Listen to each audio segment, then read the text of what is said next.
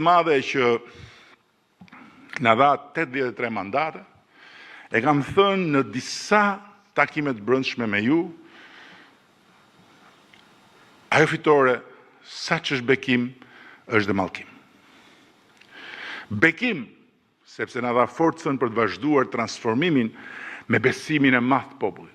Mallkim, jo vetëm sepse pas atij besimit të madh që na dhanë shqiptarët e shohin tek ne shkakun e çdo gjëje që nuk shkon, po dhe sepse fitoret e mëdha, si ajo e qershorit shkuar, e kthejnë në mbi pesh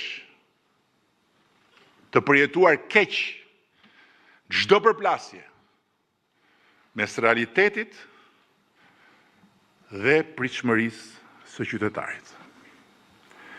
Dhe kjo, sado e pamëshirshme t'ju duket, është rrjedhore e faktit që ne vetë bëm Shqipërinë një vend ku tani më krahasimet nuk i bën më thuajse askush me dje.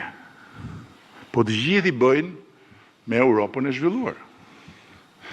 Por ne jo vetëm nuk kemi drejt të ankohemi pse po gjykohemi kështu, po duhet pranojmë dhe atë që dhëmb edhe më shumë. Faktet tona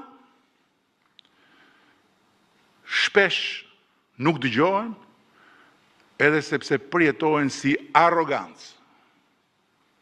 Jo se janë të rreme, as vetëm sepse vinë pa dëgjim përpara, pa shpjegim të mjaftueshëm më pas, po sepse dhe kur jepen pa empati. Një e vërtet e thënë me arrogancë, mund të mbas përballë një gënjeshtre të thënë me empati.